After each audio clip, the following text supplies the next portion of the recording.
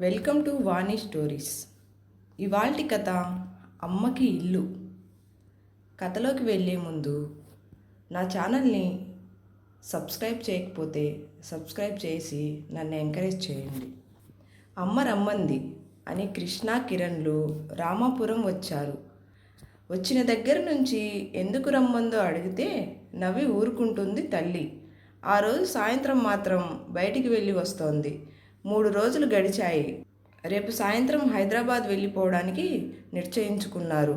వాళ్ళ అన్నదమ్ములు చాలా అభిమానంగా ఉంటారు. ఆ రోజు కూడా అమ్మ పడుతున్న కష్టం మరోసారి వాళ్ళిద్దరిలో చర్చకు వచ్చింది. వాళ్ళ భార్యల ఇష్టానికి వ్యతిరేకంగా అయినా తల్లికి ఆ ఊర్లో ఒక ఇల్లు కట్టించాలని అనుకున్నారు. ఆ పూరింట్లో అమ్మ ఉండడం వాళ్ళకి అస్సలు ఇష్టం లేదు. ఆ రోజు ఉదయాన్నే రాజేశ్వరి పిల్లల్ని పిలిచి, మరో 2 రోజులు ఉండాలిరా, కరణం గారు శుభవార్త తీసుకువచ్చారు. కోర్టు తీర్పు వచ్చింది, మనకు న్యాయం జరిగిందట, మన పొలం మనకు వస్తుంది అంది. పిల్లలిద్దరూ చాలా సంతోషించారు. సెలవులు పొడిగించారు. అమ్మకి ఇల్లు కట్టడానికి ఆ పొలం అమ్మేస్తే సరిపోతుంది అని వాళ్ళల్లో వాళ్ళు అనుకున్నారు. ఎందుకంటే వాళ్ళ భార్యలు హైదరాబాద్ నుంచి డబ్బు తెచ్చి ఆ పల్లెటూరులో ఇల్లు కట్టడం అంటే అస్సలు ఇష్టపడటం లేదు. అసలు రాజేశ్వరికి వాళ్ళు ఆ పల్లెటూరులో ఎందుకు ఇల్లు కట్టాలి అనుకుంటున్నారో తెలియాలంటే రాజేశ్వరి కథ పూర్తిగా తెలియాలి. రాజేశ్వరికి చిన్న వయసులోనే పెళ్ళైపోయింది. భర్త రామారావు కూలికి వెళ్ళేవాడు. వాళ్ళు ఉండేది పూరి గుడిసెలోనే. భర్త పేరు మీద 1 ఎకరం పొలం ఉన్నా అది దాయాదుల గొడవల్లో ఉండటంతో సేద్యం కూడా లేదు. అయినా పుట్టిన ఊరి మీద మమకారంతో ఊరు దాటి వెళ్ళలేదు. ఉన్న పూరిల్లే వాళ్ళకి స్వర్గసీమ. రాజేశ్వరి తెలివైనది. భర్తకి చేదోడు వాదోడుగా ఉంటూ ఖాళీ సమయాల్లో పొలం పనులకు వెళ్ళేది. అలాగే బుట్టలు అల్లడం, మిషన్ కుట్టడం లాంటి చిన్న పనులు చేస్తూ ఏదో విధంగా తాను సంపాదించేది. పెరట్లో కూరగాయలు పండించుకుంటూ ఉన్న దాంట్లో సంసారం జాగ్రత్తగా నడుపుకునేవారు. 4 కిలోమీటర్ల దూరంలో ఉన్న పట్నంలో పిల్లలు చదువుకున్నారు. అమ్మా నాన్నల క్రమశిక్షణలో పిల్లలు కూడా బాగానే చదువుకున్నారు. కృష్ణకి 13 ఏళ్ళు, కిరణ్కి 12 ఏళ్ళు వయసు వచ్చింది. ఆ ఏడాది పొలం గొడవ కోర్టులో తేలిందని, తమ కష్టాలు తీరిపోతాయని అన్నాడు రామారావు. అయితే కోర్టు తీర్పు అమలు కాలేదు. కారణం ప్రత్యర్థులు అప్పీల్కి వెళ్ళారు. పట్నంలో కోర్టుకి వెళ్ళి వస్తున్న రామారావుని లారీ గుద్దేసింది. అక్కడికక్కడే చనిపోయాడు. భర్త మరణం వల్ల కుటుంబానికి ఆదాయం లేకుండా పోయింది. గుండె ధైర్యంతో సమస్యలన్నీ ఎదుర్కొంది రాజేశ్వరి. పొలం పనులకు వెళ్ళి కాయా కష్టం చేసి కుటుంబాన్ని చూసుకుంది. పిల్లలిద్దరినీ పట్నంలో సాంఘిక సంక్షేమ హాస్టల్లో చేర్పించి చదివించింది. కష్టపడి చదివిన కృష్ణ, కిరణ్లు బ్యాంకులో ఒకేసారి ఉద్యోగం సంపాదించారు. కృష్ణకి ఉద్యోగం హైదరాబాద్లో వచ్చింది. కిరణ్కి నిజామాబాద్లో వచ్చింది.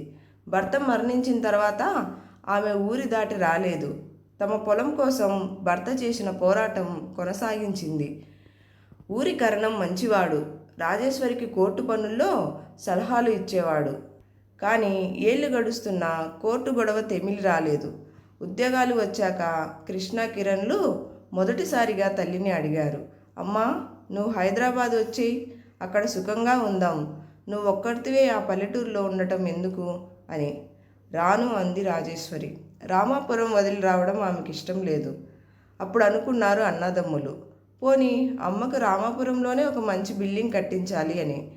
అయితే కొత్తగా ఉద్యోగాలు వచ్చాయి. అప్పుడే అంత డబ్బు సమకూర్చడం కష్టం. ఒక 3 సంవత్సరాలు ఉద్యోగం చేశాక ఇల్లు కట్టించాలి అనుకున్నారు.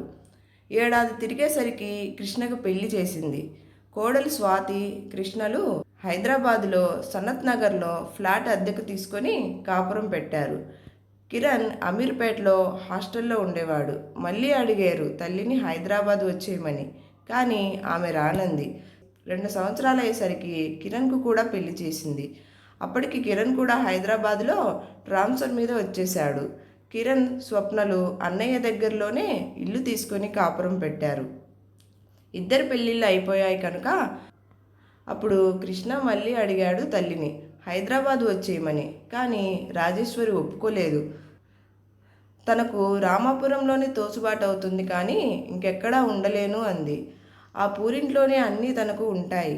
పైగా వాళ్ళ నాన్న కోర్టు కేసు తేలలేదు కదా అంది. కోర్టు కేసు ఇన్నాళ్ళు తేలలేదు, ఇక అది తేలడం నువ్వు రావడం ఎప్పుడు? మాతో వచ్చేయి, కోర్టు కేసు తేలితే వెళ్ళి చూసుకోవచ్చు అన్నాడు కృష్ణ. కానీ ఆమె నిర్ణయం మారలేదు.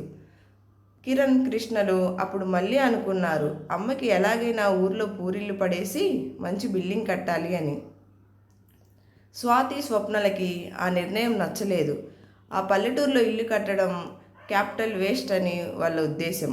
పెళ్ళాల మాటలకు ఏమని అనాలో తోచలేదు వాళ్ళకి. మరో సంవత్సరం గడిచింది. ఇద్దరికీ మగపిల్లలు పుట్టారు. పిల్లల్ని చూడ్డానికి వచ్చిన రాజేశ్వరి హైదరాబాద్లో ఒక్కరోజు కంటే ఎక్కువ ఉండేది కాదు. ఇది ఆమె కథ మరియు ఇల్లు కట్టడం నేపథ్యం. ఆ రోజు కరణం గారి నుంచి కబురొచ్చింది. లాయర్ గారు కోర్టు తీర్పు కాపీ వచ్చిందని చెప్పారట. సంబరంగా పిల్లల్ని తీసుకుని లాయర్ గారి ఇంటికి వెళ్ళింది రాజేశ్వరి. నీ కష్టం ఫలించింది రాజేశ్వరి, ఆ పొలం నీకు స్వాధీనం చేయమని కోర్టు ఆర్డర్స్ వచ్చాయి అన్నారు ఆయన. రాజేశ్వరి ఆనందానికి అవధులు లేవు. పిల్లల్ని పిలిపించింది అందుకే, వాళ్ళుండగా ఆ శుభవార్త వినాలని ఆమె ఉద్దేశం. కోర్టు ఆర్డర్ కాపీ తీసుకుని ఫార్మాలిటీస్ పూర్తి చేసింది. పంచాయతీ ప్రెసిడెంట్కి అప్లికేషన్ పెట్టుకున్నారు. ఆయన సమక్షంలో కృష్ణ, కిరణ్లు దగ్గరుండి పొలం కొలతలు వేయించి స్వాధీనం చేసుకున్నారు. అధికారులకు కృతజ్ఞతలు చెప్పి ఇంటికి వచ్చారు.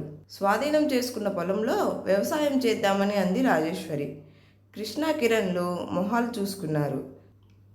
ఎన్నో సంవత్సరాలు పోరాడి సాధించుకున్న పొలం ఇప్పుడు అమ్మడం ప్రస్తావన తెస్తే అమ్మ మనసు చిన్నపుచ్చుకుంటుంది అనుకొని ఊరుకున్నారు. ఆ రాత్రి పక్క ఇంటి ఆమెతో రాజేశ్వరి అనడం విన్నాడు కృష్ణ. వదిన, మా పిల్లలు నాకు ఇక్కడ పూరిల్లు పడేసి మంచి బిల్డింగ్ కడతారట. నా వంతు సహాయంగా ఓ 5 లక్షలు దాచాను. వాళ్ళు ఇల్లు కట్టేటప్పుడు అది వాళ్ళకి ఇస్తాను అంటోంది. అమ్మ ఎప్పటికీ రామాపురం వదిలి రాదన్నమాట అనుకున్నాడు. మరో 6 నెలలు గడిచాక పొలం అమ్మి ఇల్లు కట్టే ప్రస్తావన తేవచ్చు అనుకున్నారు అన్నాదమ్ములు. అలా అనుకొని వాళ్ళు ప్రశాంతంగా పడుకున్నారు. మరునాడు సాయంత్రం వాళ్ళు తిరుగు ప్రయాణం. తెల్లవారింది. లేచి పనులు చేసుకుంటోంది రాజేశ్వరి. ఇంతలో గుండెలో నొప్పిలా అనిపించింది. గుండె పట్టుకొని వరండాలో కూలబడింది. ఆమె చేతిలో బకెట్ జారిపడి పెద్ద శబ్దంతో కిందకు దొర్లిపోయింది. ఆ శబ్దానికి బయటికి వచ్చిన కృష్ణ, కిరణ్లకు రాజేశ్వరి నేల మీద పడి ఉండటం కనపడింది. తల్లికి ఏమైందో అని ఆందోళనగా చూశారు. ఆమెలో చలనం లేదు. ఊరి డాక్టర్ను తీసుకుని వచ్చాడు కృష్ణ. నాడి కొట్టుకోవటం లేదు. డాక్టర్లు పెదవి విరిచాడు. మీ అమ్మ మీ నాన్న దగ్గరికి వెళ్ళిపోయింది నాయనా, హార్ట్అటాక్ అన్నాడు డాక్టర్. అన్నాదమ్ములు ఇద్దరూ గొల్లుమన్నారు. ఇల్లు కట్టే పని ఎప్పుడో పూర్తి చేసి ఉండాల్సింది. అమ్మకి ఇల్లు కట్టాలన్న కోరిక తీరకుండానే వెళ్ళిపోయింది అని వెక్కి వెక్కి ఏడ్చారు అన్నాతమ్ములు. మా కథ నచ్చినట్లయితే లైక్ చేయండి, షేర్ చేయండి. తప్పకుండా వాణి స్టోరీస్ ఛానల్ని సబ్స్క్రైబ్ చేయండి. ధన్యవాదాలు.